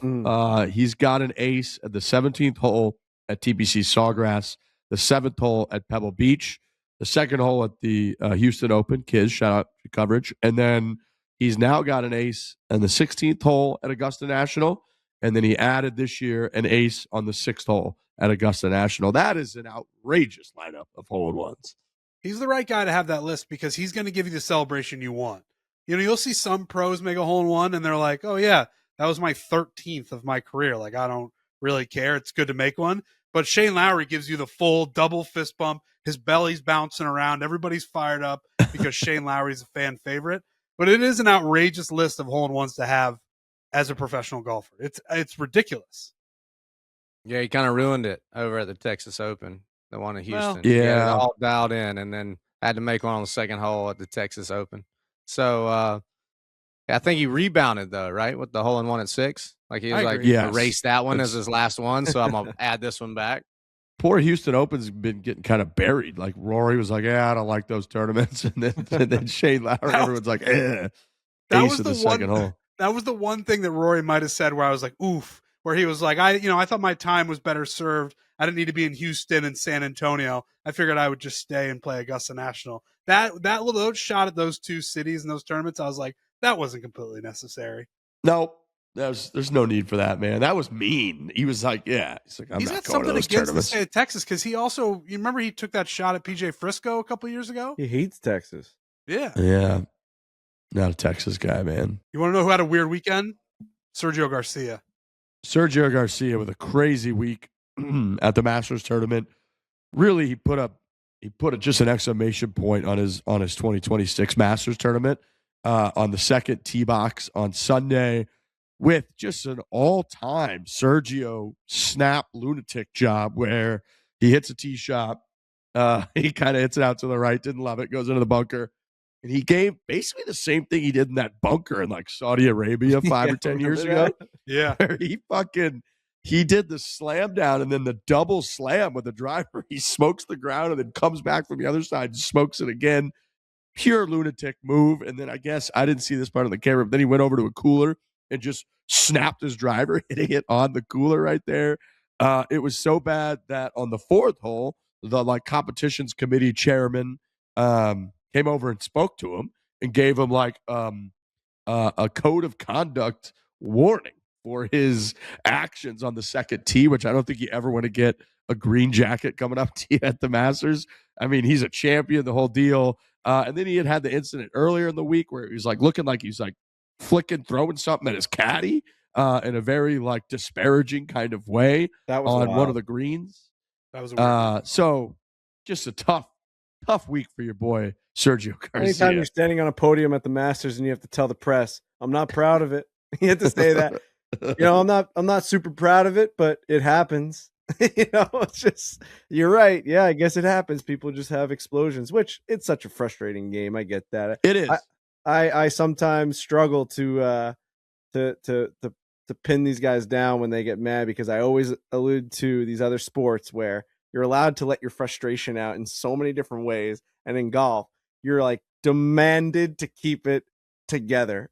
Like I say it all the time. One of my favorite Yankees of all time is Paul O'Neill, and he's like in Monument Park because of how many times he took a wooden baseball bat to a cooler and would literally take the cooler and throw it onto the field. They had to stop the game. These managers are throwing baseballs on. We've got managers taking bases and they're throwing them into the stands. But golf, it's like if you get mad that you just lost $4 million and you slam your club down, you're a bad person. Football, they're getting in fights on the sidelines. Basketball, it's crazy. So it's tough, man. It really is. Hockey, you're literally allowed to let out your aggression by punching the other guy. It's just, it's the game of golf. You got to be prim and proper. So it's what comes with the territory. I get out of the shower today, getting ready to go to Augusta, and I look down at my phone. I'm about to shave, and I get that clip of Sergio just beating the hell out of the second tee. And my buddy Tom Wyatt that owns Sage Valley here in Aiken goes, "Do you get suspended for something like this at Augusta?" Excuse me. And I watched the video and I go, "Nah, man, I'm sure they probably fixed that tee box before the next group comes." So I set my phone down and I start shaving, and it buzzes again, and it's the next clip is literally the grounds crew digging it out and replacing it before the next tee. And he goes, "God damn, you're good at this." Yeah, they're just gonna act like nothing happened right there. Yep, they did. That clip of them just swapping it out was all time.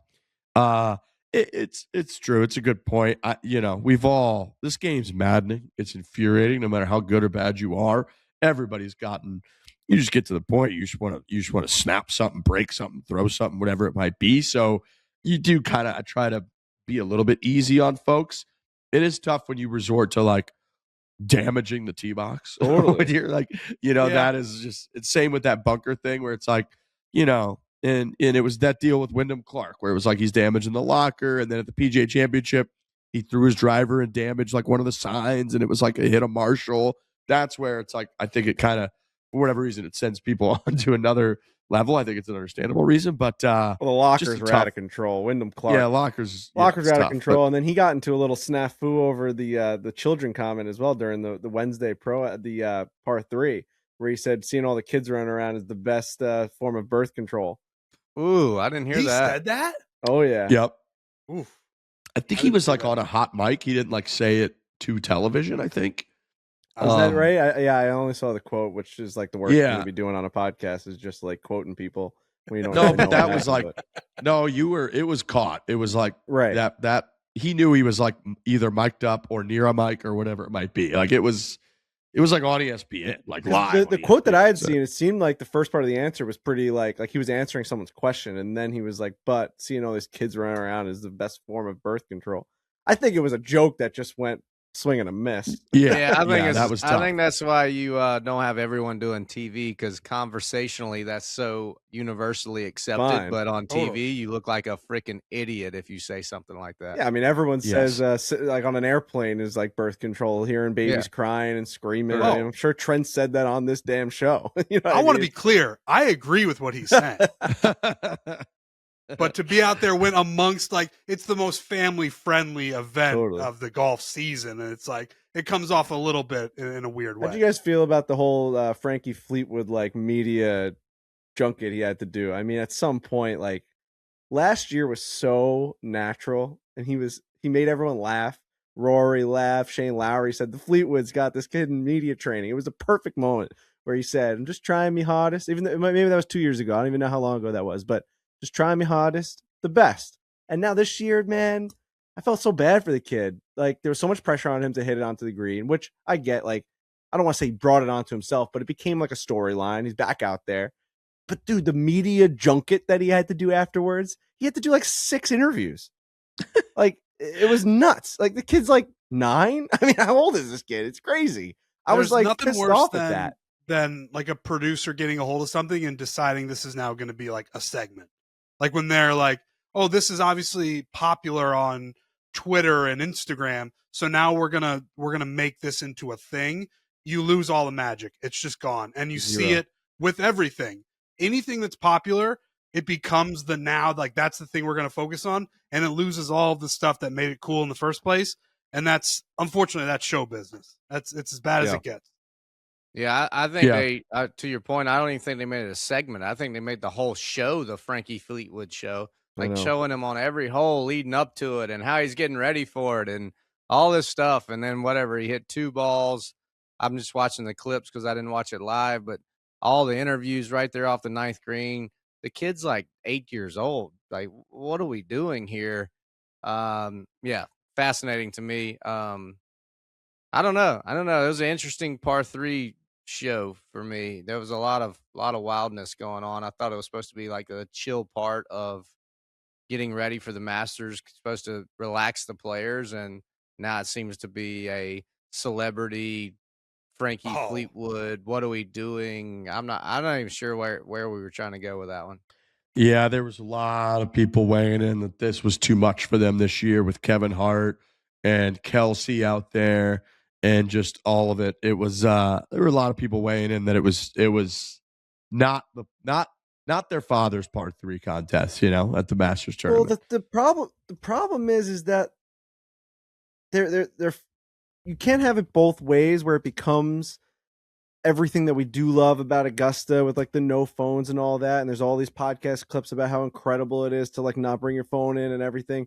And that's Augusta rule. And it's a place that is unlike any other. And then they also are promoting and bringing in like the version that they don't typically want to be known for on the par 3 course, like the Jason Kelsey eating sandwiches, and it's like, and they're like making a mockery it's like of the hitting Phoenix Open, They're also like making a mockery of like hitting it, like Kevin Hart was making a mockery of having to hit a golf shot onto the green. He's like, I'm not like, like that. To me, you can't have it both ways where it's like, what is it now? Because now we're starting to go on the other line. And they did that also with Dude Perfect, and that was such a funny quote. Is that a real quote? Yes. Was that a real quote? I watched it. Dude, I watched it. Where he's all like, time. We had Dude Perfect playing Frisbee on Amen Corner. That was probably a mistake.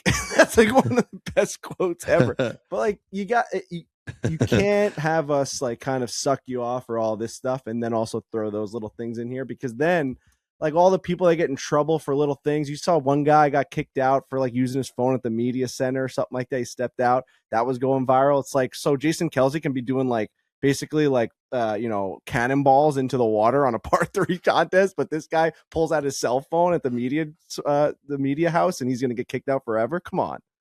I also think like just as many people are going to watch it whether Jason Kelsey and Kevin Hart are there or not. Like, I don't think you're bringing in more eyeballs by being like, by the way, Jason Kelsey is going to be there like that.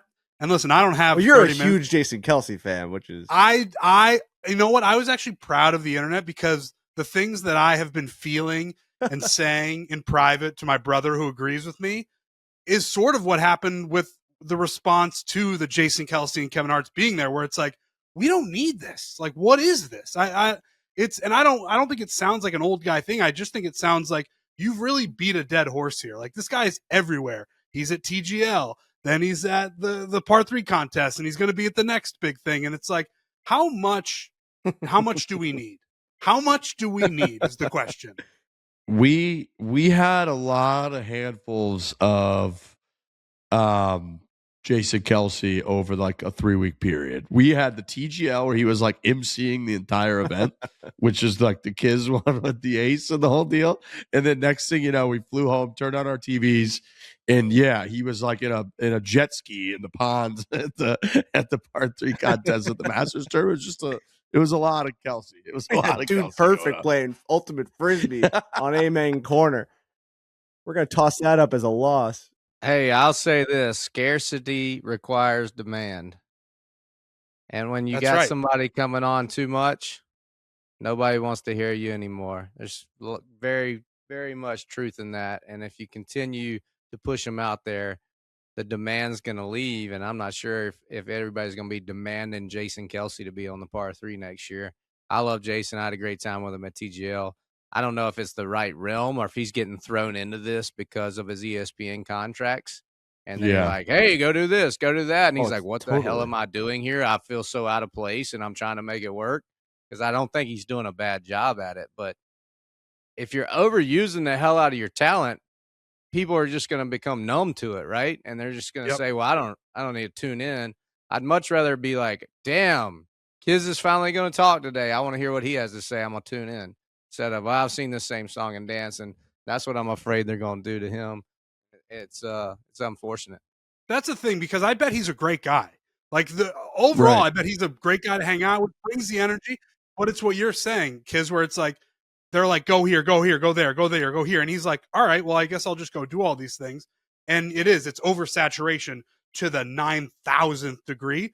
But I bet he's a great guy. He clearly is. Everybody he comes across loves him. It's just they throw him in your face over and over again to the point where it's like, I kind of know what I'm getting here. I don't need to see it again. There's a part of him that even comes off as like he knows it's like a song and dance. Even in the beginning of every time at TGL, you could tell he was like, they're making me go out here and do this bunker, and he's got to put on a face, but he's like, I got to rake this bunker. And it's a tough spot to be in. There's no doubt. It's just you know, it's he's not going to say no if he's asked to go there. Just like we wouldn't say no if they asked us to host the par 3 tournament, and that would be outrageous if Barstool was like running the par 3 tournament at the Masters. I'm sure that would get just as much, if not more, hate.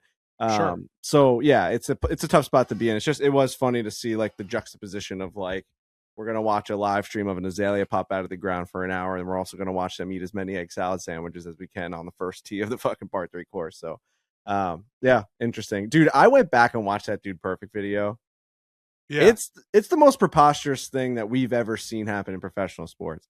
They were throwing like metal, those, I don't even know what balls, those slingshot balls onto the 11th green. They were damaging the golf course. It's the craziest thing you've ever seen happen. Go back and watch that video. It's jaw dropping. They're kicking balls into the water on 11. It's like, you can't believe it's real.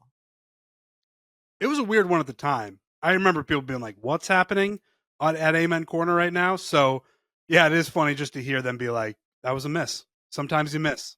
I have the Fred Ridley like the actual quote. I'm saying it to Ryan Richard, right? Not the quote, like the actual clip, because it's so unbelievably good when he says it. Frankie, like the way he delivers it is sort of just how you want him to deliver it. I mean, so I just said that to Ryan Richard. I mean, we had Dude Perfect out here playing frisbee. Does he say like it's pretty? He's got like a little smirk because he says it. Because you know there's members who are like, hey, remember that time Dude Perfect was at? They definitely give him a ton of shit about that. Oh yeah. My favorite part was Frankie goes, was that even a real quote? Like you thought it was AI generated or some shit. It's Fred such Ridley's a preposterous quote.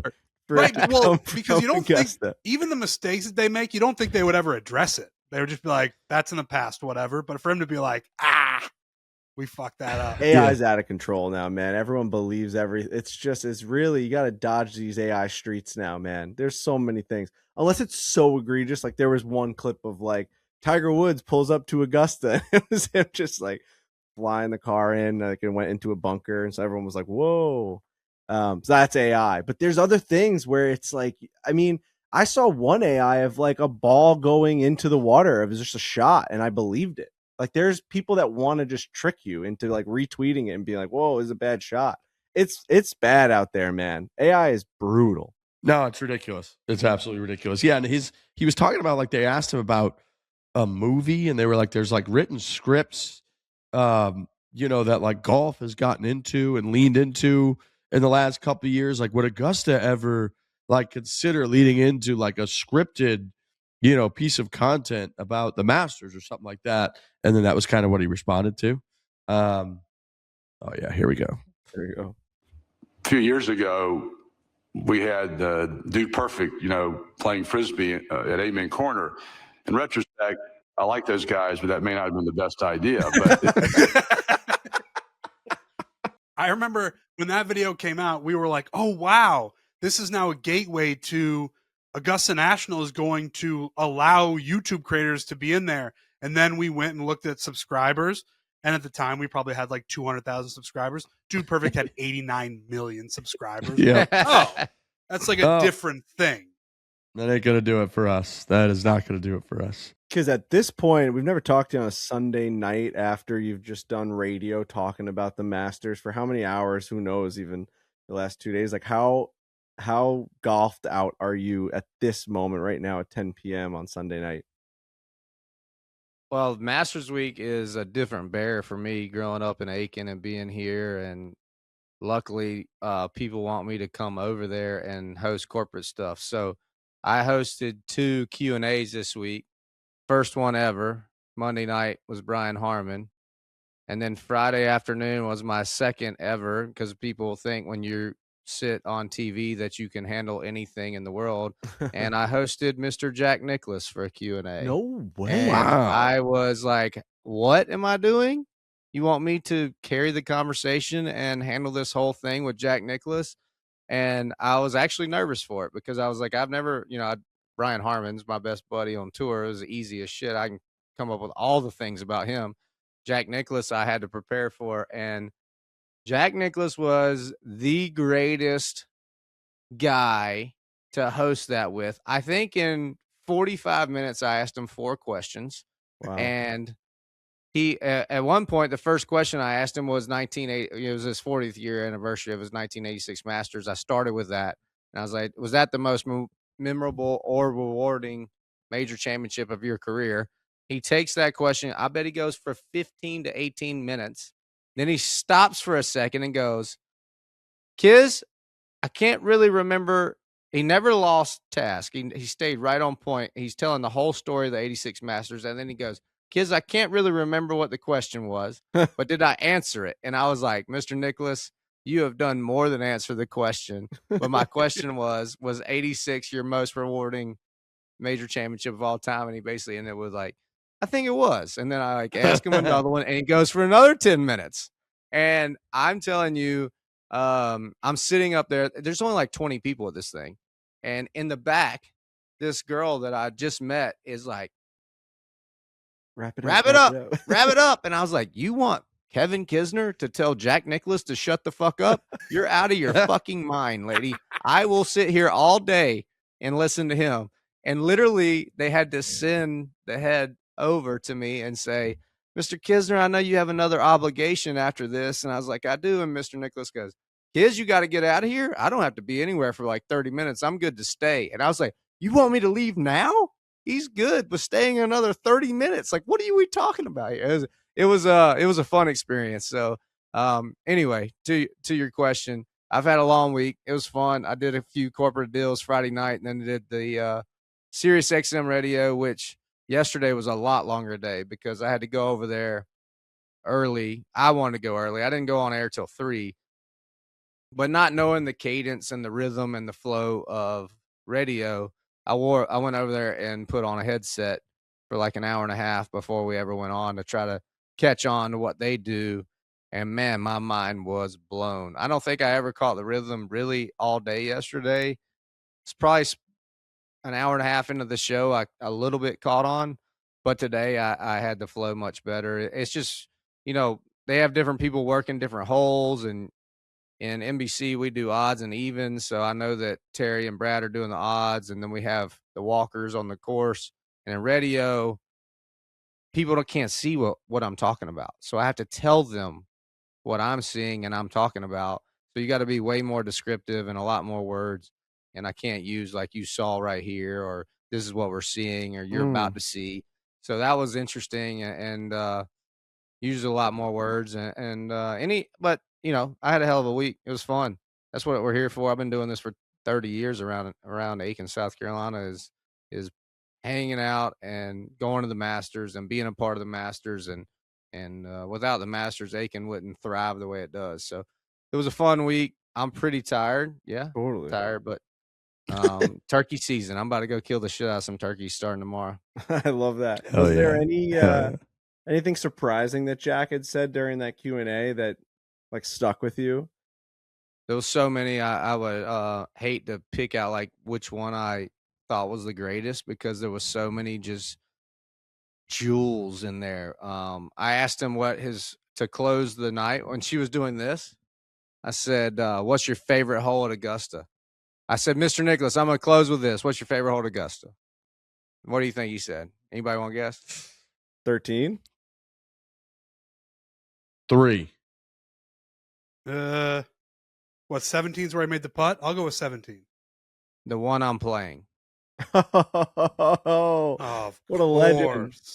So then he goes with the one I'm playing to the first hole. Yeah, it's pretty good. And then he goes to the second hole, and I'll go, "Is this so much going through all 18? He goes through the whole course and talks about the whole course. And the poor girl's back there like, "Wrap it up, kids."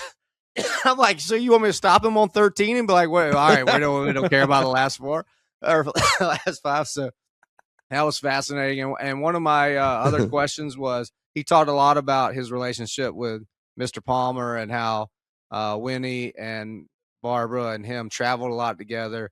I didn't realize that Mr. Palmer was 10 years older than him. I learned that at the Q&A. I always kind of correlated him with just a few years apart. And so when he finished one of his stories about traveling with Arnold and playing with Arnold, and he said every time that Arnold and I got paired together, all we cared about was beating each other. And then we'd look up at the end and neither one of us played well. And people called us because we were just trying to beat each other. And I said, Well, was he, of your era, did he push you the most in your era to get better and to win more? And he goes, not really. He hardly ever beat me. So I didn't really get pushed by him. And I just started dying laughing. I thought that was hilarious. He is incredibly still with it, and just he's as sharp as a tack, man. I mean, he can sit there in front of national television and give those Q&As at the Masters, and you think like, oh, maybe at this point he's gonna start saying some things that maybe are, not made for TV, or he starts rambling, or he starts kind of like floating off. Nope, everything is perfect. He's got good humor. He's able to kind of run a show with you for 45 minutes. That's unbelievable, man. That's really awesome. And exactly what I thought. Like, I had this whole notepad in my hand thinking like, hey man, if he gets a little derailed here, or he's 86 years old. Totally. So if he goes off topic, or if he gets confused or anything, I got to be right there, switched on. He's the most switched on 86-year-old dude I've ever seen. He stayed right with the program and entertained the heck out of the folks. So shout out Mr. Nicholas. He kicked ass. It was cool. That's awesome. That's great. That is really Gary awesome. Player also had a great showing during the ceremonial first tee shot. Just that guy. How old is he? 92, 89, 90? How old is he? 90? Is he 90? I mean, he's still kicking. Kicking. Physically high kicking. Incredible to see. 90 years old. That's 90 years old, Gary Player. That's hard to wrap your. I mean, even Jack Nicklaus. I know he pulled that one over the people's heads. He almost had a Trent situation where that thing flew right by people's earlobes. But like 86 years old, still hitting a golf shot, dude. I won't be and able he's to fresh off of carpal ass. tunnel surgery. Oh. Mr. Nicholas. So his hands are like twice the size there used to be from fixing that. So that's what he was worried about. He told me he was more worried about holding on to the club. He's like, I don't think I'm going to hit anyone, but I'm afraid when I swing, I might lose the club because I haven't been able to grip a club in so long. Yeah. Wow. Impressive. Wow. Impressive. Yeah. What a Masters, gentlemen. What a Masters. Rory McIlroy, back-to-back. Great work out there, Kiz, on the radio. And I think that's all I got. I want to give a shout out to Russell Henley. Russell Henley out there. Just a name that we always overlook, and he just keeps being a part of our lives in terms of like big teams and big events. And like Russell Henley's just that guy, I guess. I just overlooked that guy. He's a pretty damn good player, is he not? He was a couple birdie putts away from being right there. I mean, he was right there, but he could have been in it big time. Yeah, he probably secured a President's Cup team. He probably got huge points for the Ryder Cup next year. Majors being double points. Russell Henley's a dog, dude. He's a dog. I didn't love the putt he hit on 12. He had that par putt from maybe 5 feet, and he kind of waved at it and was right from the get-go. But 13 came back and made a really nice putt, and then he hit some really clutch iron shots and gave himself looks. Just not going to make all those 10-footers breaking over a cup on Augusta National greens, and the guy that does wins the golf tournament. It's true. Kiz, you were like the vice captain in his group for the President's Cup, right? Oh, I walked every shot he hit at the President's Cup in Montreal for 7 days. Yeah, he was a dog. I watched him and Scotty just, kick people's ass. It was so much fun. And I mean, a little bit carried Scotty that week. It was fun. Scotty was being Scotty and hitting every shot straight, but Russell really shined that week. And yeah, I probably gave him a ton of confidence in why he continues to be so successful and so consistent in all these tournaments. And he, like Frankie said, he flies under the radar, but every time you pull up a leaderboard, he's in the top 8, in the top 5, in the top 3, and just bankrolling all this cash and all these points. And I know he only hits 170 ball speed on his best day. He's just not going to be able to overpower golf courses and run away. But the dude gets it done. Yeah, tied for third, only 2 shots out of a playoff with Rory. So phenomenal, pretty goddamn phenomenal good week. Yep. John Rahm quickly, just a huge disappointment right off the get-go. Just right off the bat, never had a chance. Tough to see. You want him being in the mix. You wanted him as a part of that leaderboard with Rory and Scotty, those big names. John Rahm deserves to be up there. Hope that his game can get a little bit cleaner during these majors. Yeah, Rahm and Bryson were kind of the 2 big letdowns, especially, Liv, and there was all that narrative going on. Both of them struggled. Bryson tripled the 18th hole on Friday to miss the cut. He went from 1 inside the cut line to a bogey when he got him to make the cut, I believe, and he made triple on the 18th hole. There was a bunch of stuff about 3D printing his irons, and he had a couple clips of him being quite upset. He he hooked an iron shot, I believe, and he turned around and was like, "How does it do that?" Everybody was kind of putting that clip out there. So yeah, not a great showing from them, but hopefully that kind of I think it's the leaderboard's better, like you said, when Rahm and Bryson are up there. So yeah. But all in all, incredible. Masters is fantastic. It's got me hyped up for the rest of major championship season. So Aronimink is up next at the PGA Championship next month. Otherwise, gents, we'll have more, I'm sure, more fallout, more things to discuss for the Masters, and then moving forward through golf season on Thursday's show. So enjoyed it. Awesome tournament. We'll be back Thursday. Hit it hard. Hit it hard. Hit it hard. Hit it hard, boys. Enjoyed it.